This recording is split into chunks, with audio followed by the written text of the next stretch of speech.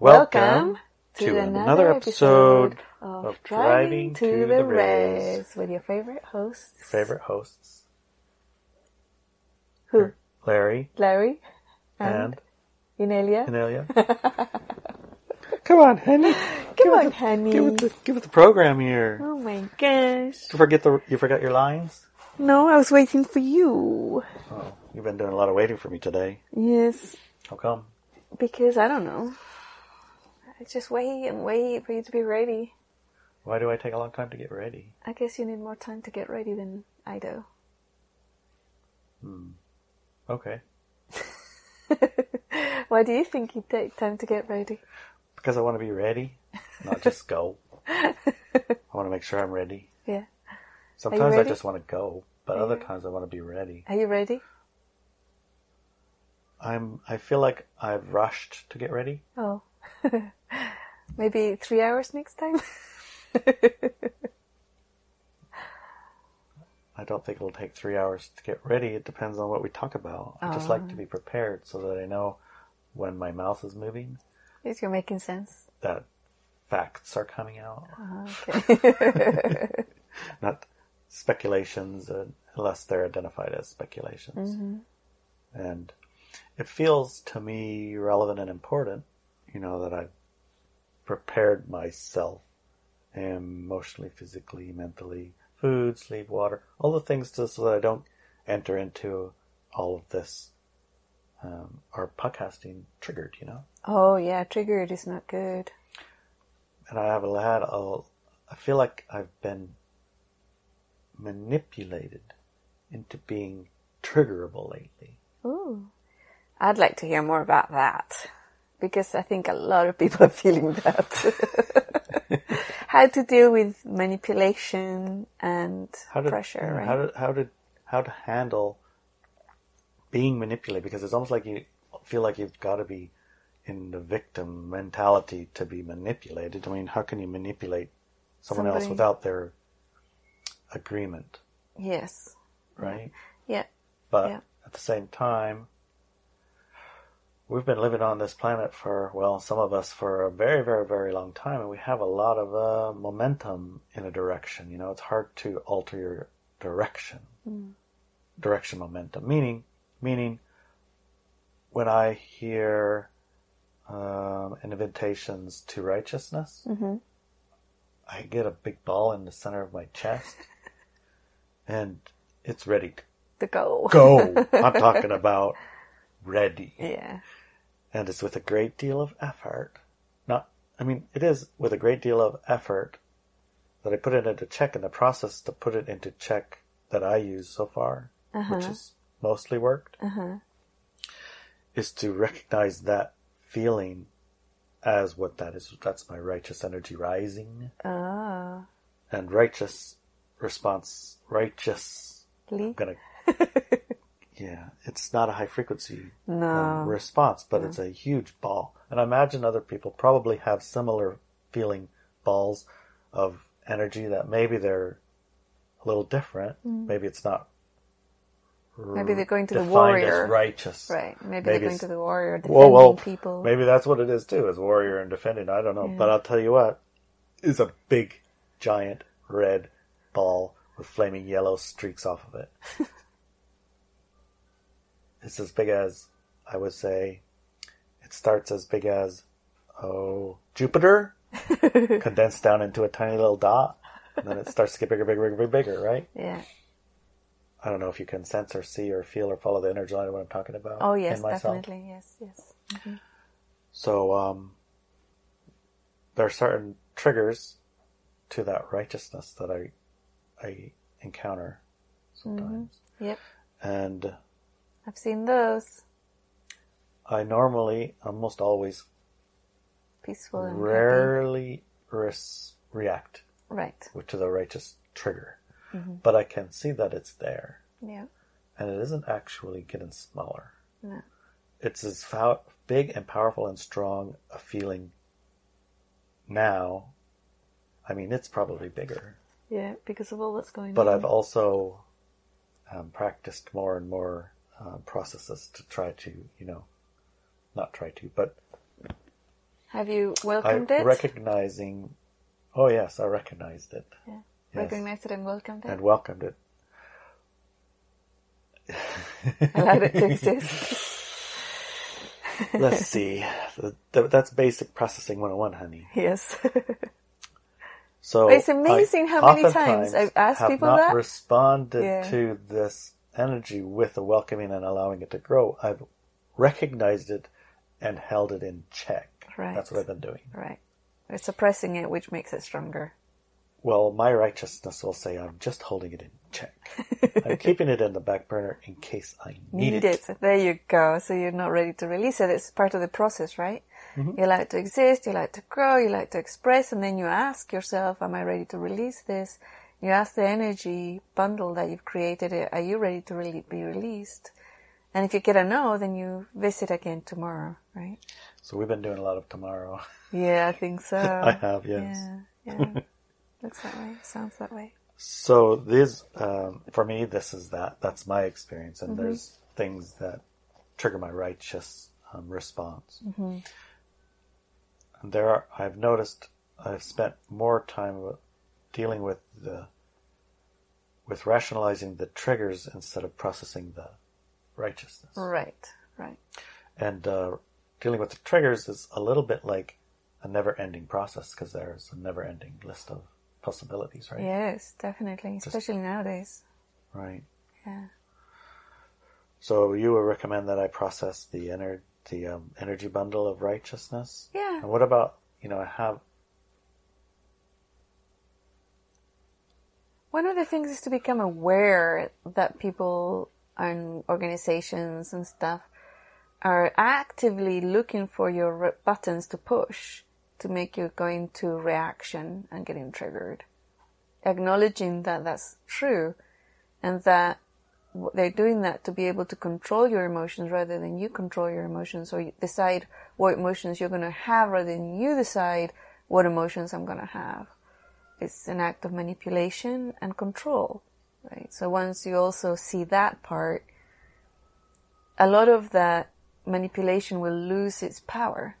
A lot of the items that presently trigger you will no longer trigger you. They will kind of poof, go away because you become conscious and aware of what's happening. Mm-hmm. You're gonna need a lot of street smarts right now too. Right? Yeah. So for example, if you know that certain type of loud music triggers you and gets you in a way that makes you sad or hurts your ears or, makes you feel unwell because of the frequencies, then you avoid houses that play that music, right? In other words, avoid the triggers if you can. Yeah. That's street smart. It's street smart, right? If you have to go into one of those locations for something vital, right, and you get yourself into that environment, you can take measures. You can get yourself earplugs, right, and other things that will support you while you're in that environment, because you have to be there at that moment. That supports your not getting injured or triggered or negatively affected by those items. That's part of being street smart as well. Because sometimes there are situations on the planet right now you cannot avoid. So you make sure that you support yourself in those environments. You support your physical body, your emotional body, your mind, right? Your energy body, you support them so that they don't get injured in those locations. That makes sense. That's interesting too. That's a part of the Gaia contract that the grooms and brides or the brooms, as we call them, of Gaia. We designed this contract with participation with Gaia to try to outline high frequency response in situation. What kind of things are engageable? What responses are engageable? What basically spell it out. Yeah. So that it's understandable how to interact. Because it's easy to say these things, but when you actually get down to the nuts and bolts of it, well, what do you do? What is allowable? What's not allowable? What is high frequency? What's not? I mean, it's like we're fish in the water, and what's the water? Right. So strong boundaries, is high frequency. One of the comments that today we placed a photograph in the Telegram channel. Thank you, Inelia. And it said that allow the other person to exist without judgment from our part, right? And this is something that can be misinterpreted, and it was misinterpreted very badly by some people that mentioned, what about criminals? What about if I'm in danger? And things like that. Now, there's a huge difference between discernment, street smart, and judgment. There's a huge difference between those. At the moment on the planet, you have to be discerning. You have to be street smart. So if it's a criminal, call the police, right? Avoid becoming a victim. Process all that stuff, of victim aggressor stuff. If you're in danger, avoid that danger. Get yourself. You're an adult. You have to be able to be capable of protecting yourself, right? As an adult, you can't expect others to do that for you. You use discernment, but it's not judgment. Judgment is something completely different.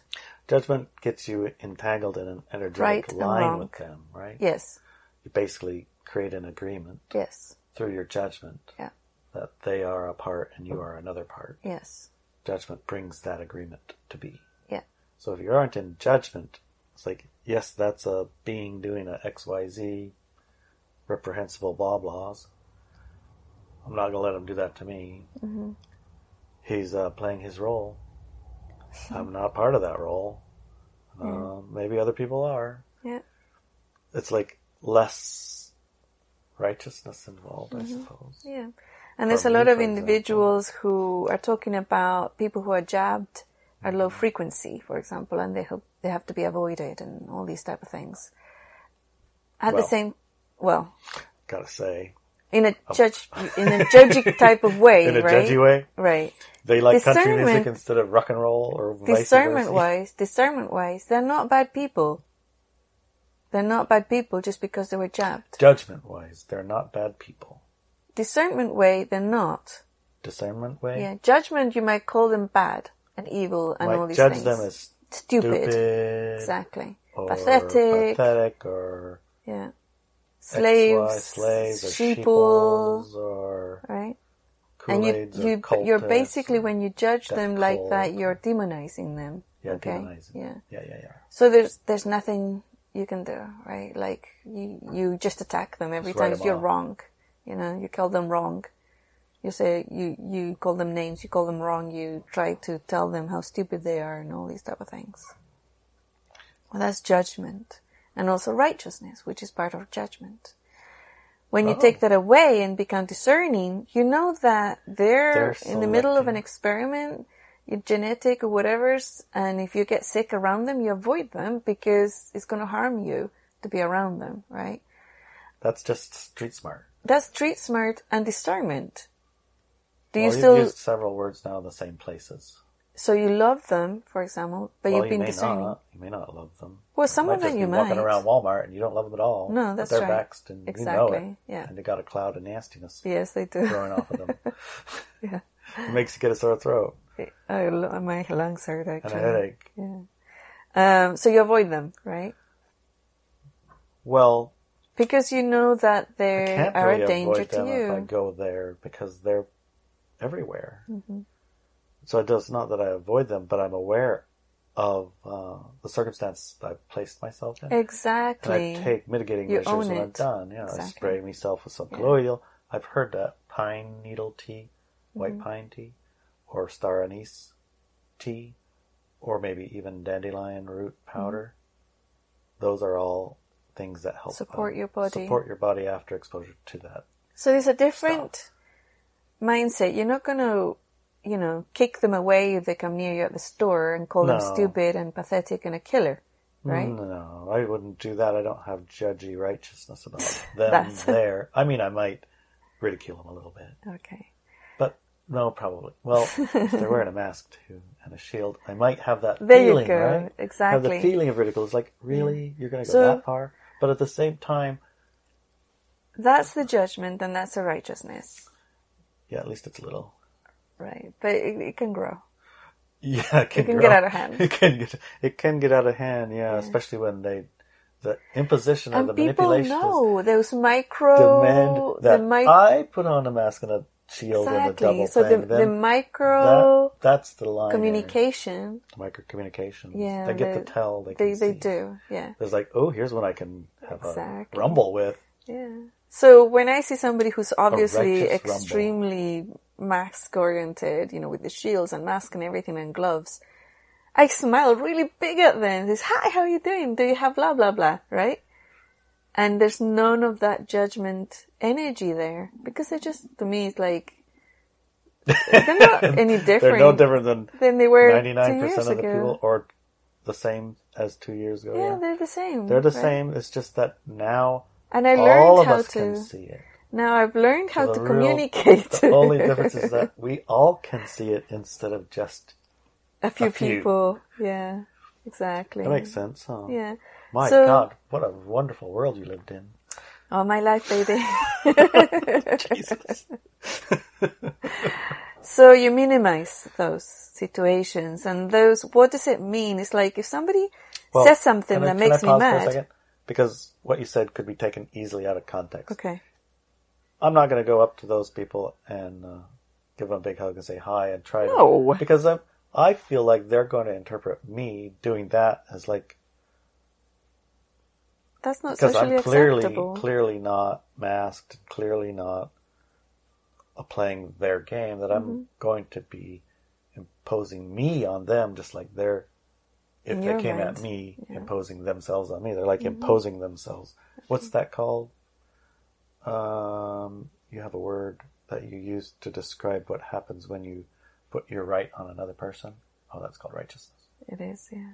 Yeah, so it feels like I would be imposing my righteousness on them if I try to engage with them. I'd just leave them be. Exactly, yeah. And a lot of this is about letting people be, okay?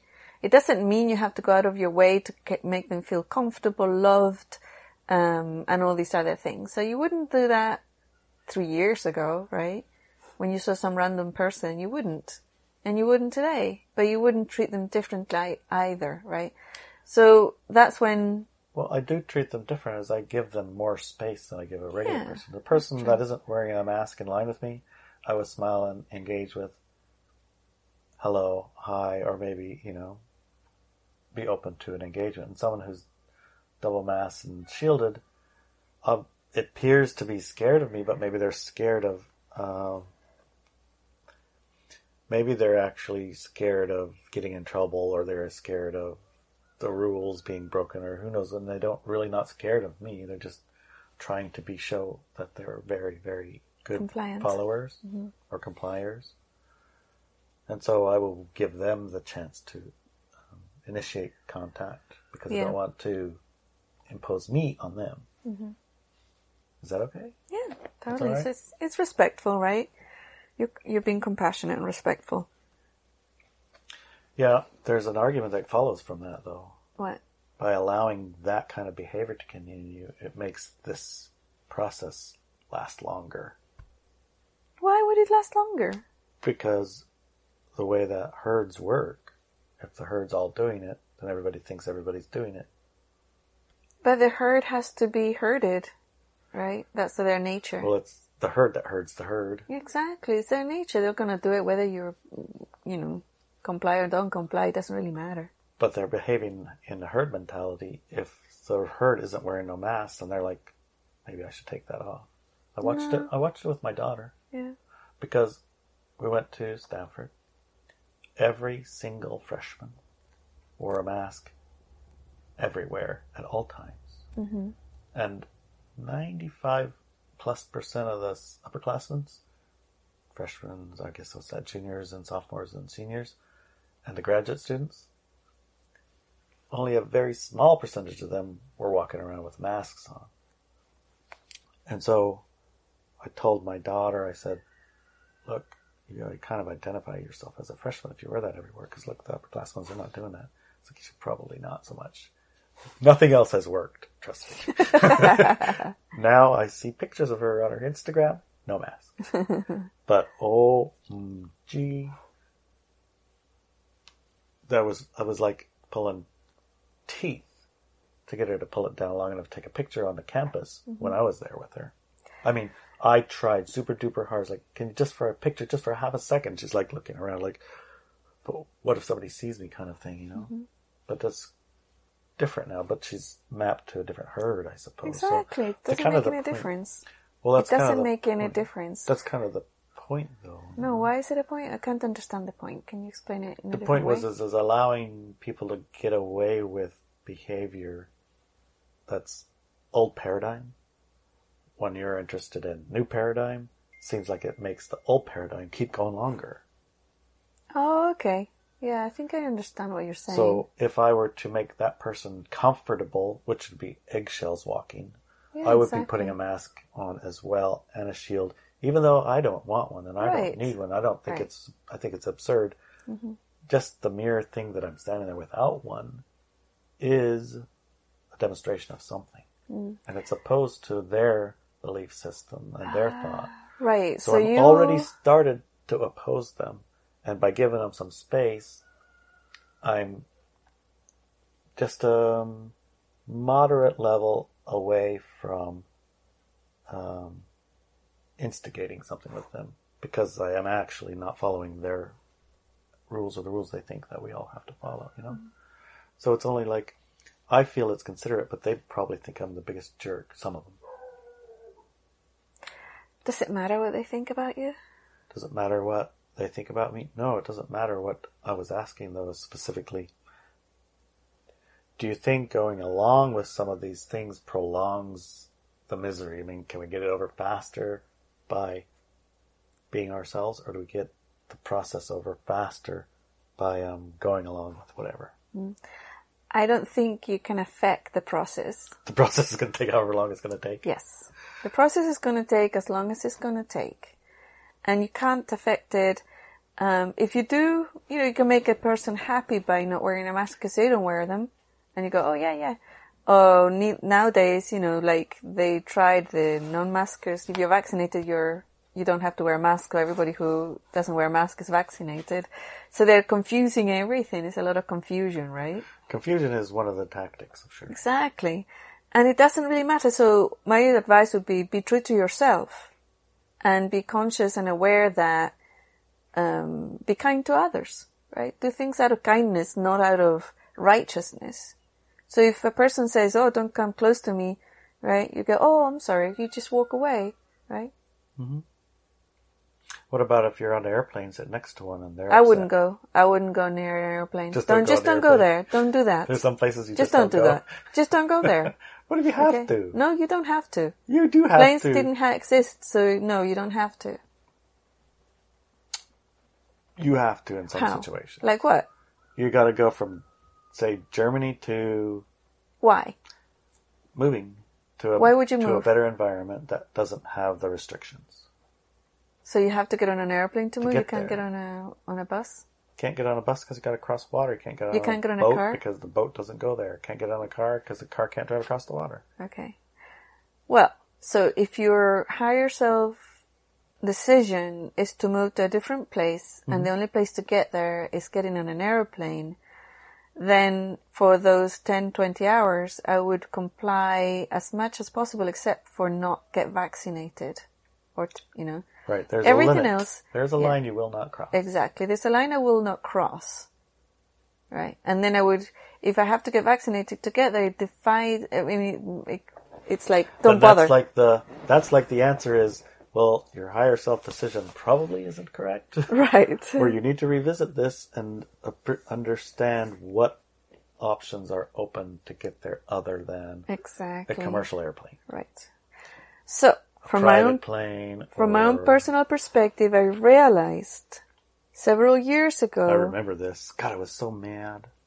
Can you say what it was? We weren't going traveling around Europe anymore.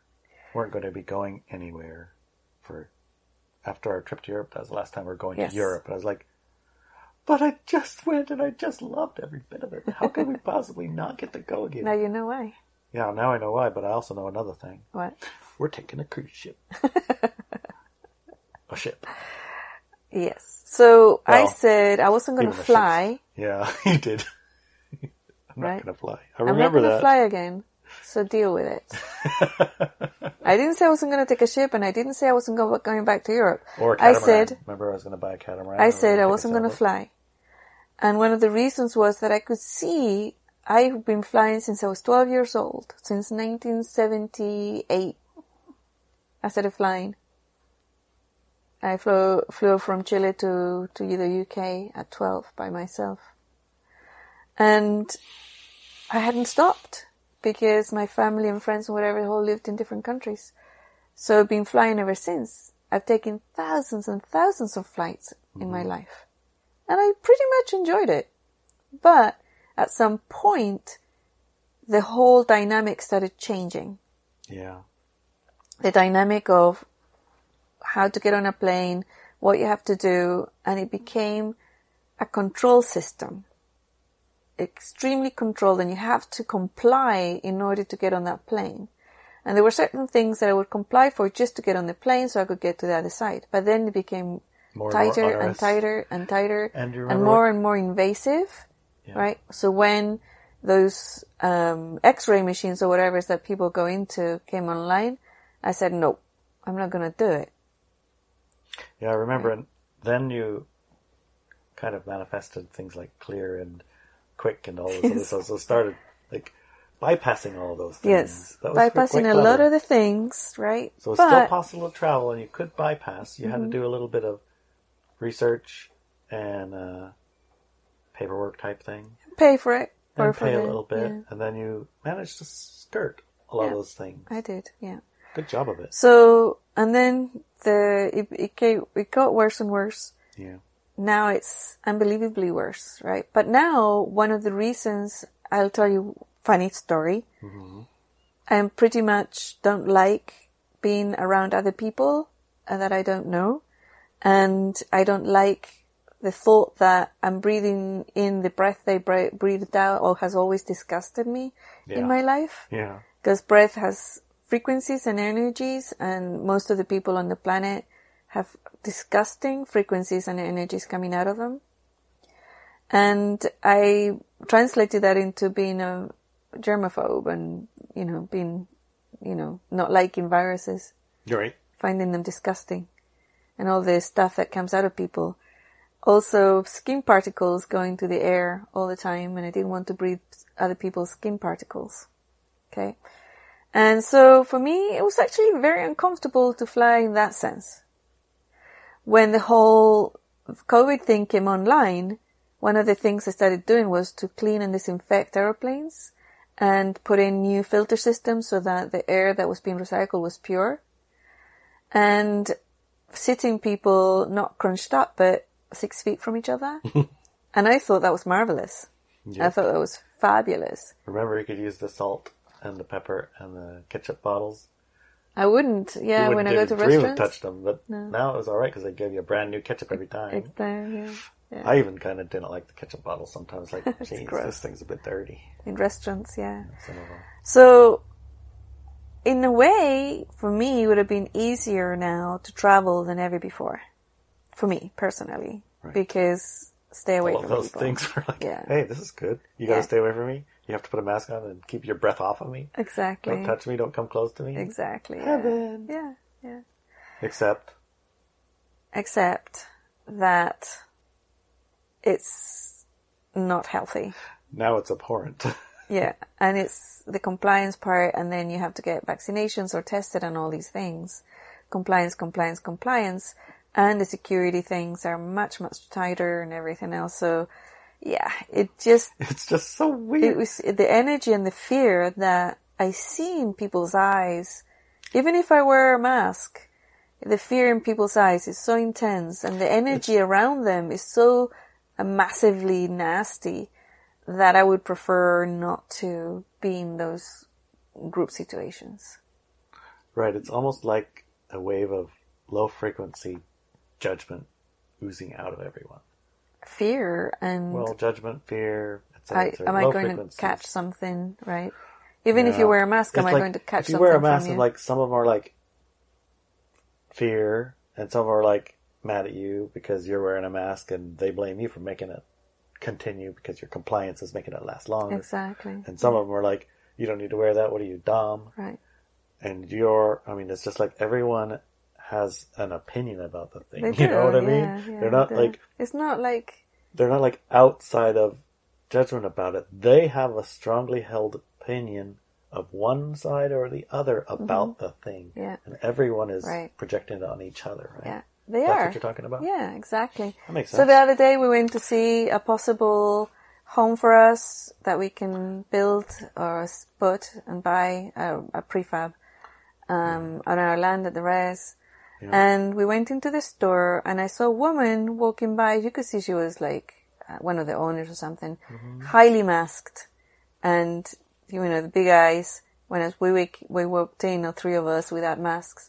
And I gave her a big smile and says, hi. And she says, oh, hi, somebody will come over and help you very soon. And she left, right? Yeah. And this other lady came up, and as she was walking up to us, she was putting on her mask, right? Right. And she looked at us and she kind of put a chin diaper on. Yeah, she did the chin masking. Yeah, she chin masked, and then she kind of, every now and then, as you could see, the other lady would walk by, she'd pull it up, and then the other lady would walk away and she'd put it down.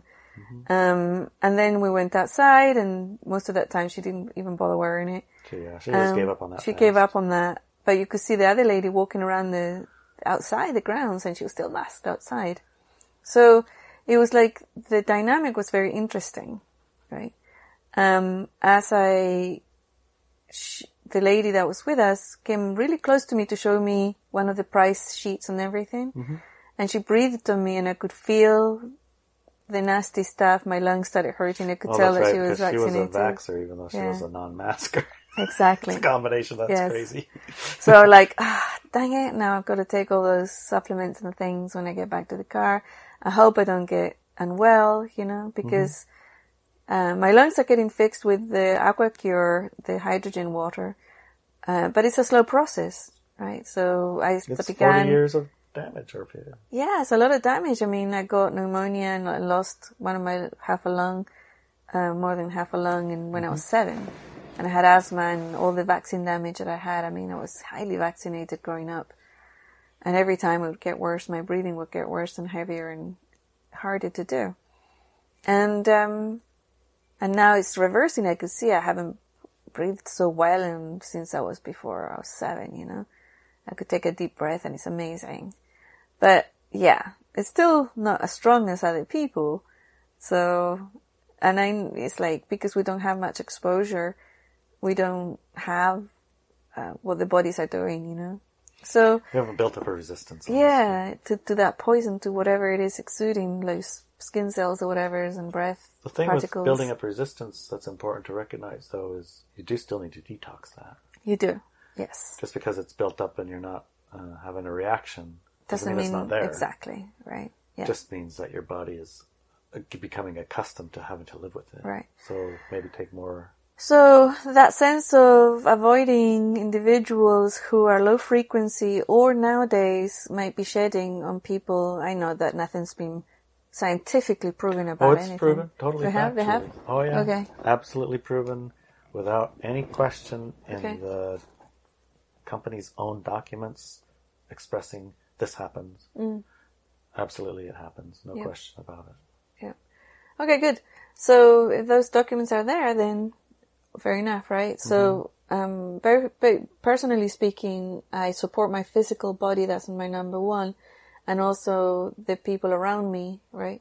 I prefer that nobody that is vaxxed pets my PB, our little dog, because she's delicate. And if they do, if we come close to her or pet her, I like to spray her now, And she, funnily enough, when she was really close to me, I had her in my arms, and PB started coughing. Oh. It's like, oh shoot, so move away. So, I mean, it might have been a coincidence, but synchronicities, Message information, data. Was it actually an effect? I don't know. I don't have enough data for that, right? I would have to get close to lots of vax people to see if PB coughs, and I wouldn't put her through that, right? Right. So I wouldn't risk it.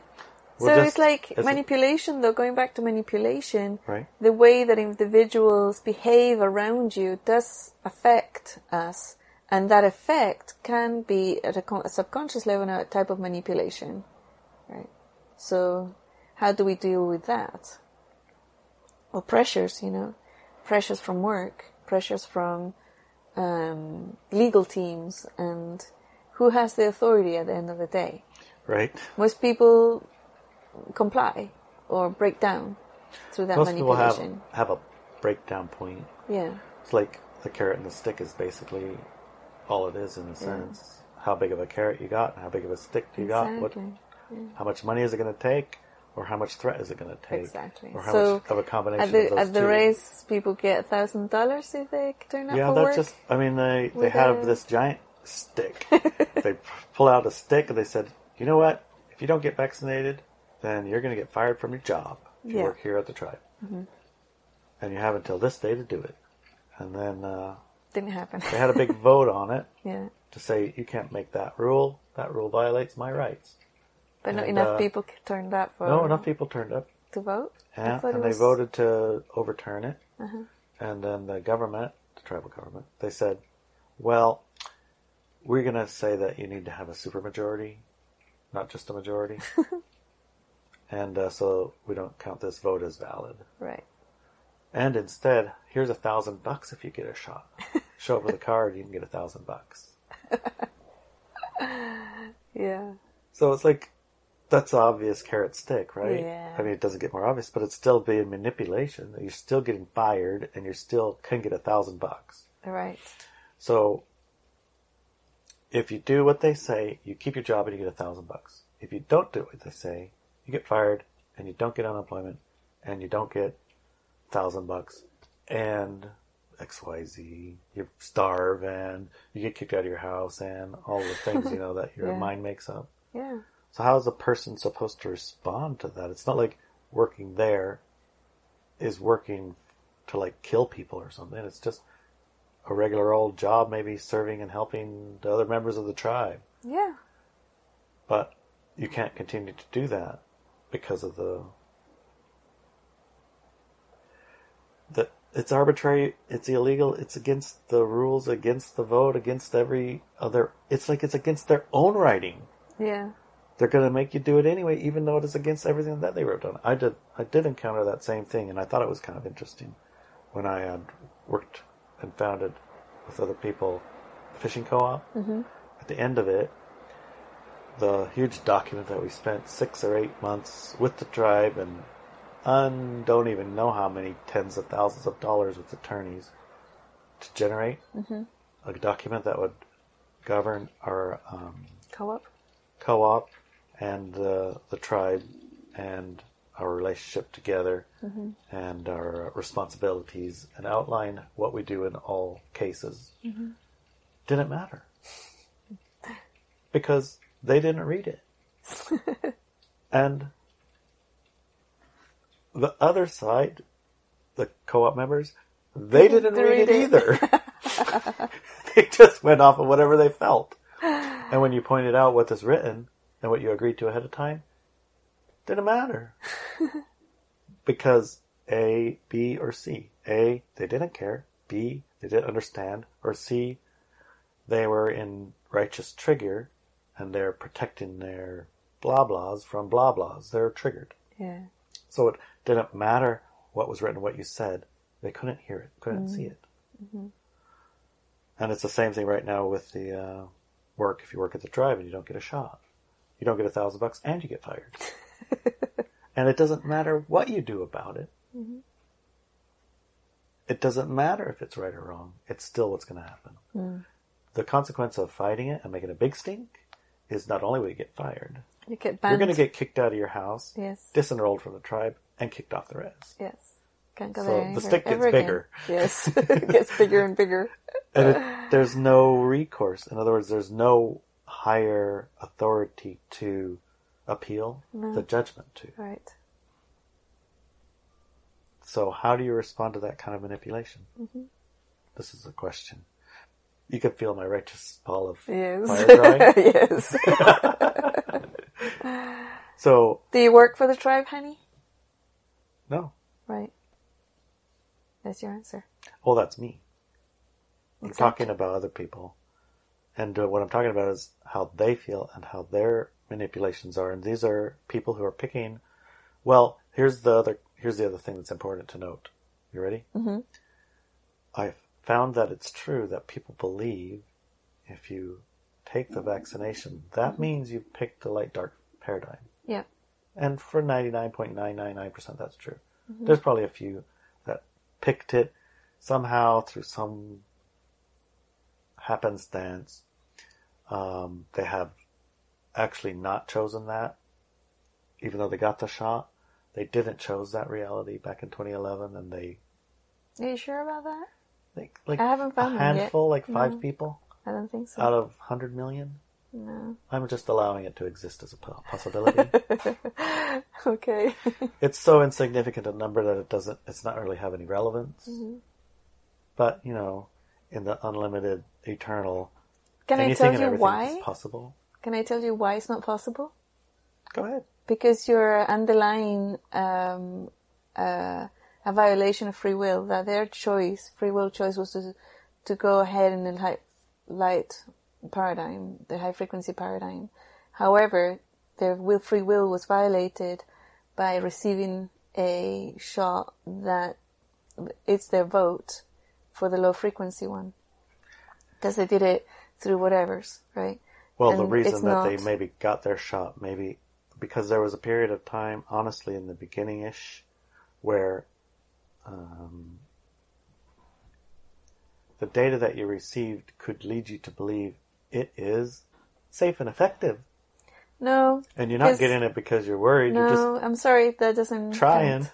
That doesn't count. The information's been there. We didn't get it, right? We didn't get it. The information's been there all along. Anybody, and even people, I've spoken to people who said, you know what? I believe in vaccinations, and I'm very afraid of this COVID thing. I don't want to catch it, but for some reason, I know I mustn't get this vaccine. They've said it. And I don't know why, but it's no way in the world am I going to get it. I don't care what happens to me. I'm not getting that vaccine. Okay, well, you did write an article about what happens if you got the shot and you realize you messed up and you change your mind about it now. And there were some steps that you take. And I think that article's a good, it's excellent. That's article. Different, right? That's different. That's different. After and you change your mind. Right. This I was talking about, there's the outside potential possibility in my mind that exists that not 100% of everyone who got the shot actually picked the light dark to continue for them. I was just trying to create an out, I guess. Yeah, I think so. But let's just say 100%. Do you see why I'm going to continue with the free will thing? The free will clause was the one that was used to split the human collective in 2011. Okay. That was the free will clause. The people who promote power over others, enslavement and suffering and pain and fear came up with the human collective and all the other collectives on this planet, which I call the Planetary Council. Is my words and not called that. Okay. And they brought in the clause, if everybody on the planet, which was the plan, ascends to a higher frequency and awareness, you're violating free will of the people that don't want that. So that was accepted. So that was accepted, yes. And it was implemented, and that's why we're having a split. So, and not the entire planet is rising in frequency. So I'm going to tell you a for instance, and tell me if it applies. But can I finish my... Okay. Yeah? Thank you. Let me finish. Thank you. Okay. All right. So, because that free will clause has been the one that has been used for this split, if the dark side of this equation breaks and violates the free will of even one person on this planet, the whole thing crumbles and the entire human species ascends. They're definitely not going to break that free will. Exactly. So nobody received the jab against their wishes or desires or their free will choice in 2011.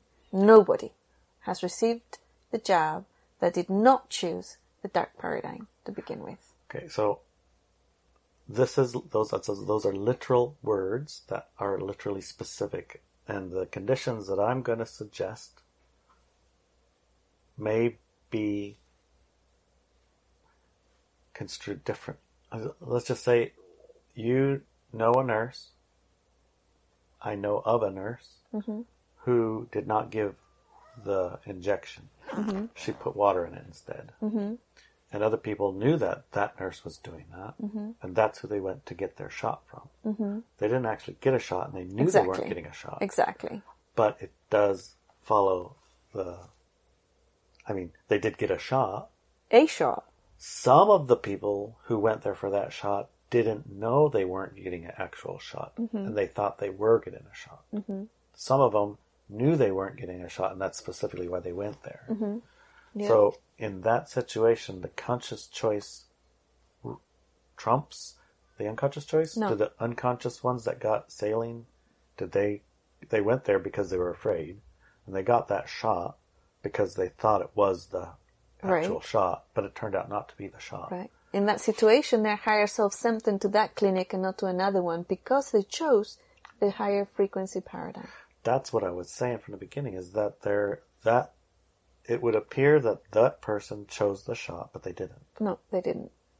Even though it looks like they got the shot, they didn't. Correct. So we can't say that they got the shot. And they didn't get the shot.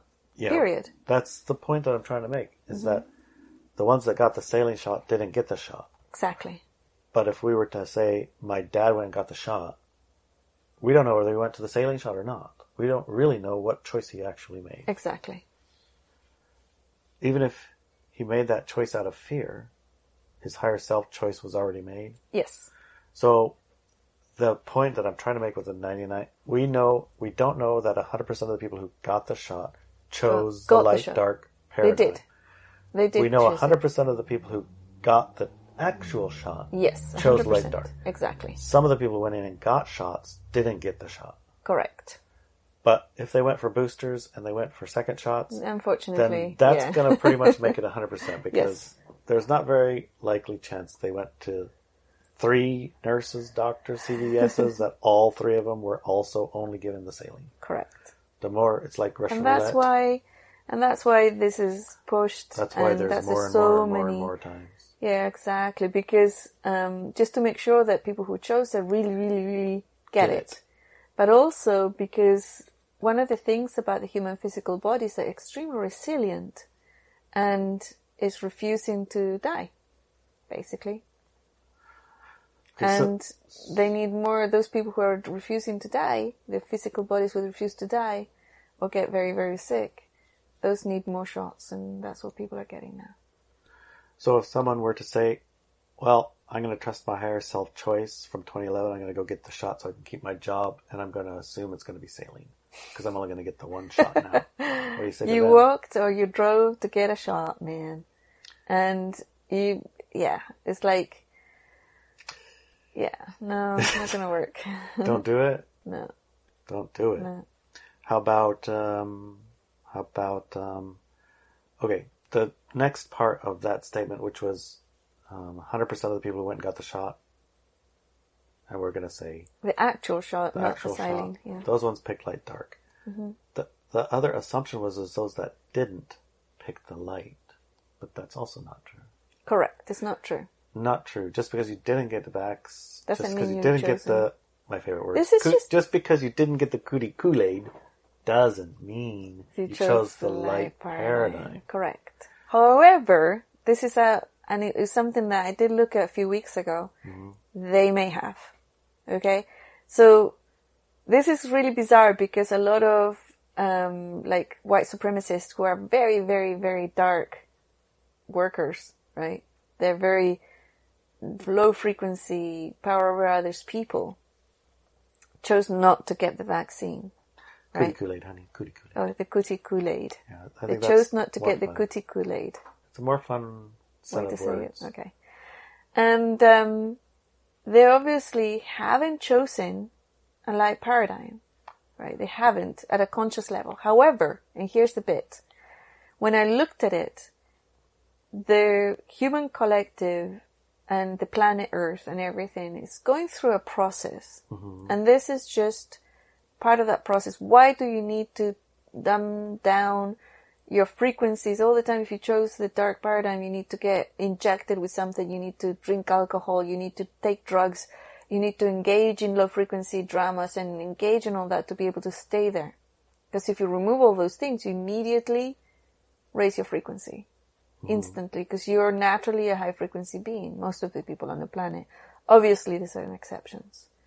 Now, for these really low frequency individuals, who I would call the extreme right, decided they weren't gonna get the jabs or the cootie Kool-Aid, they're still choosing a dark paradigm right now. But what it feels like is as we go through the process of ascension on the planet, because they don't have those poisons in their body, they will ascend with the rest of us. Their expansion of awareness will happen, and their frequency will rise. That's how it feels to me. Now, I don't know until it happens. Will it happen? But that's how it feels if you don't get jabbed and if you don't take those drugs, right? I mean, yeah, some people can drown their frequency in alcohol and get covered in demons, and it won't happen for them, right? Crack addicts, their whatever. Their expansion of awareness will be interrupted by a gunfight. Yeah. Or a knife fight. Exactly. Or a crash into a bridge. Right. Or a all thousand sorts of different and I know for a fact, this is another fact that I know, that I have spoken about, that those individuals who very much want to recruit as many low frequency people that choose low frequency for their reality as possible, right, and are doing the whole cootie Kool-Aid thing around the planet and all these things, I know for a fact that they have other plans to grab those individuals with, right? So maybe get into gun battles with the government. So maybe the Civil War, starvation, taking people's food. Yeah. So, they're doing things to push that agenda forward. Now, right. I don't know if it's going to catch or not. I don't know if it's going to take. But there are other plans. We have 30 years left, So it's like, it's a process. Well, we have less than 30 years. We got probably 15 years now. Because we accelerated it tremendously. Good, because I was looking at 30 years and I'm like, golly. In 30 years, it's going to be settled.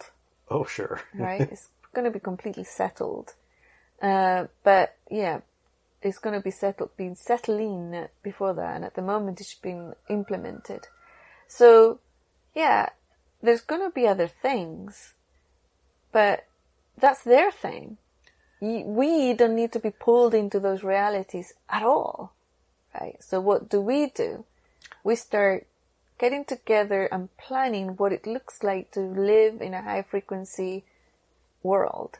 We get together and like today or tomorrow there's a swap place, people are going to bring swap meet nearby, we support those. And, it's like start getting and processing your fear is really important. The exercise that we did the other week, the work we did, and embodying that pure heart and allowing those higher frequency energies to be you. You are that anyways, but to express through you and then work from that space. That's what's gonna make you helped, supported. You will be helping and supporting others, right? So it's a two-way system kind of thing. The human collective and Gaia loves you again. I'll say that again. And your high frequency here is key. And you will be protected and loved and taken care of, but not in a passive way. You need to be proactive because you're an adult. You're not a child, right? You're the one who... Don't be passive, be exactly. active. But some of the actions you can take may look passive from the outside, but their energy is strong, mystical, it's and powerful doings. Yeah. Actually, very, very powerful. Because I was just thinking that, one of the responses is process your fear. One of the responses is process that righteous energy. And what happens when you do that? It's not like it doesn't have an effect on the material. It does. It has a dramatic effect. It does have a dramatic effect. Yeah. But you need to follow your nudges, your intuitions, your knowing. If you ignore all of those things, you're screwed, right? Or if you say, oh, well, somebody told me to do this, and then it's a misinterpretation. It's a higher self misinterpretation. If you're still stuck in the victim-aggressor cycle, it's a misinterpretation through the victim-aggressor cycle. Right. So you hear words. If you're in victim-aggressor, when you look in and hear those words, then those words, no matter how empowering they are, you only interpret them in another way to make yourself a victim. Exactly. Right. Oh, frustrating. Yeah. How do you get around that? How do you get out of that? You learn about the victim-aggressor cycle. I've got tons of information in IneliaBenz.com. You go there, you educate yourself, and then you do the exercises and process that are on all the classes there. That's what you do. You step yourself away from the victim-aggressor, martyr, savior energies. You step away from those. So if you do the exercise we have this week, I think it's the embody the pure heart for an hour a day, right? Yes. That was last week's. Last week's? But I think it's forever. Just do that every day for the rest of your life. Okay. Embody the pure heart for at least an hour. We should pin that homework. At least an hour a day. This one is pinned forever do. Yes. I think that one of the things that's often thought about is what action should I be taking? And oftentimes the action I should be taking is inspired by righteousness or fear or inspired by a low frequency something. Yeah. So before you're taking action that's, significant in some way, sit in pure heart for 1 hour. Yeah. And when you come out of are there and you come right out of that, when you just finish, look at the thing and see what action you might take. Yeah. Based on that state of being, not the triggered one, basically. Right. I think that's fairly decent advice. Mm-hmm. Another thing that I found helps people is, okay, so for example, you're listening to this podcast, so, you put some sort of value to our words and our energy, right? So if you're going to make a decision in your life, you could ask yourself, what would I be doing right now? What decision would I make, or how would I act in this situation if Larry and Inelia were here with me in this room? Ooh, that'd be fun. Right? If they were here looking at me as I make this decision, what decision would I make? And how would I go about making this decision? Exactly. Exactly. First, I would process, right? Right. First, I would process if I have a righteous trigger or if it's fear-based, it's never a good decision. Fear-based trigger about why I'm making this action. Then I would process it first. Mm-hmm. And then I would look at it from less judgmental space and from a high frequency space. Right. Yeah. What about a judgment now? Yeah. Yeah, that's a good advice. Yeah. And the other thing is that... ask a question. It's like, hey, what do you think? It's like, if we're sitting there, you can say, hey, Inelia, what do you think? They're going to give me $1,000 if I get the shot. What should I do? I really want $1,000. So you might say something like, oh, I think that you should probably do the reconnecting with the spirit of money process. Because I think there's more than one way to get $1,000. That doesn't involve getting killed. And it doesn't involve getting killed sick to get it. Yeah. So, it seems like you hit a wall, but then there really isn't a wall. It's a made-up, imaginary wall. I was reading yesterday, and I can see, and I felt, and that was part of what was giving me a bit of a righteous trigger, honestly, was I could see it kind of feel what felt to me like manipulation techniques taken to a huge high level, Mm-hmm. So the entire country or entire state or province, Quebec and Ontario were two provinces, and they had a vaccine mandate in place, and they cancelled it at the last minute because the consequences, whatever they said, who cares? Yeah. They cancelled them at the last minute, but how many people did that manipulate into doing it? Even though they knew they were going to cancel it when they said it. Right. How many people did it anyway? Right. And now how do they feel? Mm-hmm. It kind of felt to me a little bit like the truth reveal, not because the truth will make you feel better, but because the truth's being revealed to make you feel worse. Break your heart. It kind of felt like an example of that happening. Because think about it. Think how many people felt they were up against the gun and went ahead and did it. Right. And it turned out they weren't. Exactly. It's all that anyway. It's all smoke and mirrors. The whole thing is smoke and mirrors. Right, but the consequence of what I'm trying to say is the consequence of the action and then the reveal made it worse than if they had kept it. Right. So it feels like a victory, but it was really another manipulation technique on frequency. Yes. And when you see that manipulation take on frequency, it only functioned as a frequency lower on those who responded in a low frequency response. Exactly. If you didn't get it and you said, go ahead, fire me, I don't care, guess what? You didn't get Relief. Fired. You didn't get fired. But maybe you should have got fired. Who knows?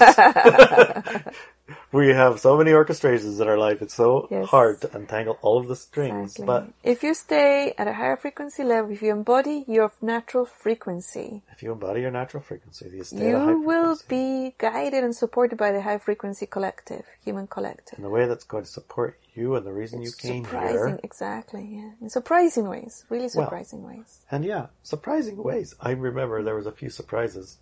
I was looking, I can't specifically say them right now. It was like, you couldn't plan that. I know, you couldn't. You couldn't expect that to be the way that it falls, but this happened and then that happened, and it looked like it's not that great. And then at the end, it's like, oh my God, that's the best thing could have happened ever. Where'd that come from? I see it happen all the time. Yeah. Before we complete, there's a couple of things I'd like to say. Okay. I'd like to thank Sean. You know who you are. Thank you for our first donation towards driving to the res. Very specific donation that was sent to us for the podcast itself, and I thought that was wonderful. Thank you, Sean. And also he sent the first donation that we received for the Spanish broadcasting channel. He doesn't speak Spanish and he hasn't watched it, but he thinks it's a marvelous thing that we're doing. So he sent us that I'm doing, which is like, I can only do it because people support, right? The Spanish team supports it and creates it. That's the only reason why I'm able to do it. And of course, Sean sending a fee, a donation, a little bit of support. Yeah, also pays for the channel, because I actually pay for the brand YouTube channel for us to be able to do live broadcasts, even though they don't have their bugs sorted out yet, and a lot of the times we have to go into YouTube. But we have been able to use it a few times, and with more freedom of speech, and that money goes directly to pay for that channel. So Sean, thank you. You paid for the Spanish channel for 3 months, I think. Sweet. Yeah. Well, it's nice anyway to support the things that you want to see. Exactly. On the planet. Yes. And I do that all the time. I do it all the time too. I walk through, even if I'm walking through Walmart and I look over there and there's some organic, positive, delicious, high frequency, yummy. It's like, get that. How can I not get it? It's here for me specifically. Yeah. And the other thing I wanted to mention before we say bye-bye is to let everybody know, maybe they haven't found out, that our friend Franco DeNicola passed away in October. I think it was the 20th. And just to give a big thank you to Franco for all his work, and just acknowledge that he was a bright light here on this planet. And it's a tough planet on bright lights. It is. He was tough. He made it really tough for himself, I have to say. Well, it's because it's a tough planet for bright lights. Yes. Honestly, that's true. That is very true. That's just a fact of life. That is, it's a tough planet for bright lights, but not forever. It was very, very bright light. Yeah. And his beautiful lady Kimberly continues with the work.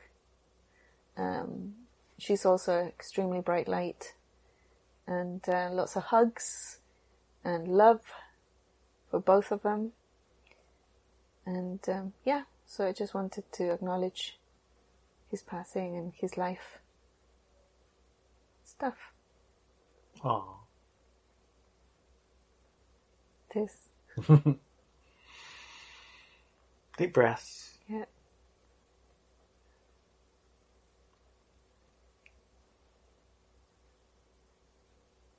Are you complete, honey?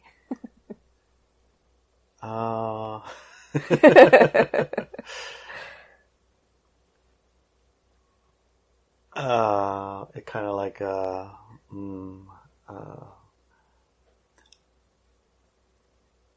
I suppose we can be complete in. It doesn't feel complete. Well, okay. I thought so. Okay. There's something more. What is it? So, I met Franco when I met you. Yeah. And Franco was, to me, the masculine voice of the information that you were sharing. And your voice was... It was unquestionably more female to me. You were surrounded by empowered women. And you were doing work specifically, it felt empowered women oriented, with empowered women groups, specifically even no men allowed groups.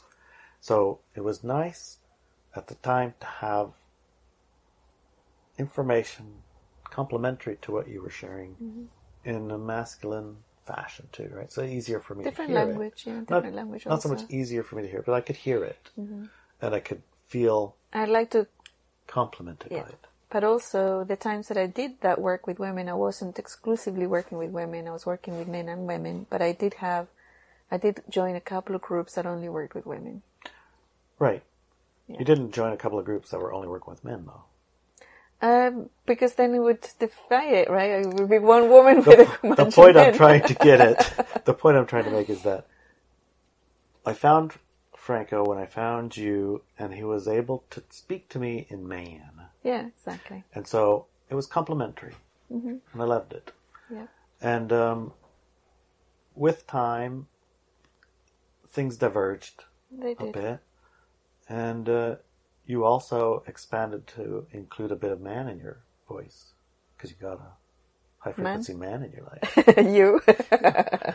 Exactly. You could interpret you into, I don't know, a language that men can understand, and I don't know, not just men, but you know what I'm talking about. Do you? No, because I was talking to men and women all of my life, and I just joined a couple of groups that only spoke to women. I couldn't join groups that only spoke to men because I'm a woman. You very rarely talk about Russian trucks stuck in the mud. Correct. Until I come around. Yes. Now you've actually said those words in the sequence. Yes. And you never ever even knew those words existed in the sequence.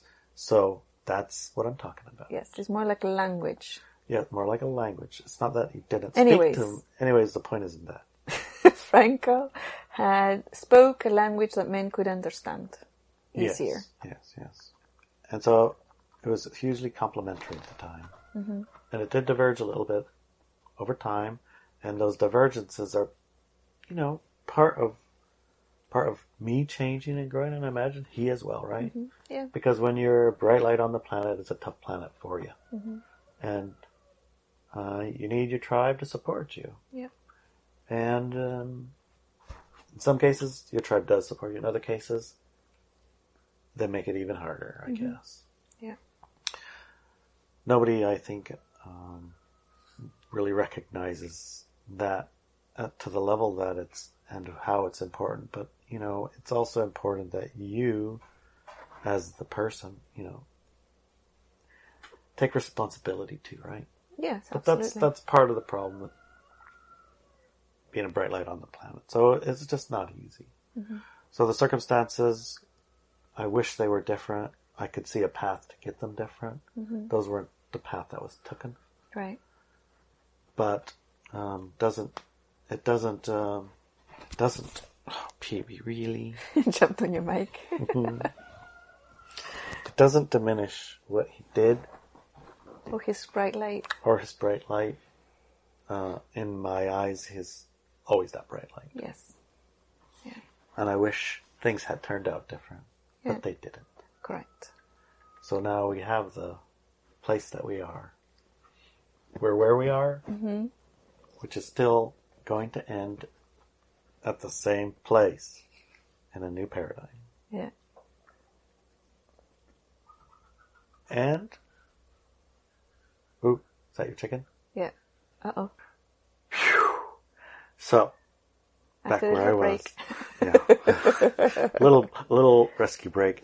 And actually it wasn't a rescue break. What it was a request from my puppy, our puppy, to go on a walk.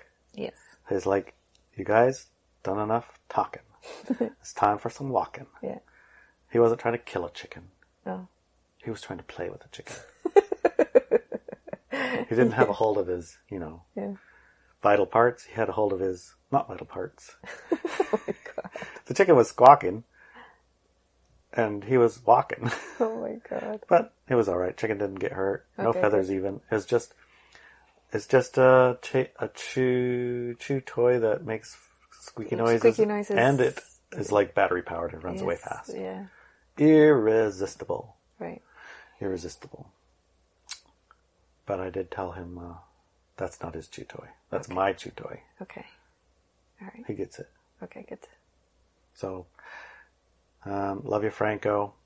I hope to see you in the new paradigm. That would be my closing thing for the end. He's still a light. He's still a bright light. And he complimented so much. And he was so helpful in my process of, the bell going off, the alarm clock going off, say, hey, wake up, time to, be who you're supposed to be, not just run around. I'm not even going to say, okay, I'll just say it. Not time to be running around filling boats with fish and drinking beer. Yes. It's time to do what you came here to do.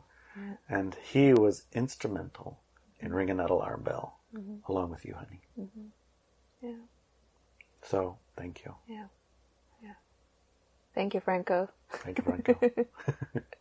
We love you. We love you. Now I feel complete. Okay, good. Love you, honey. Love you, honey.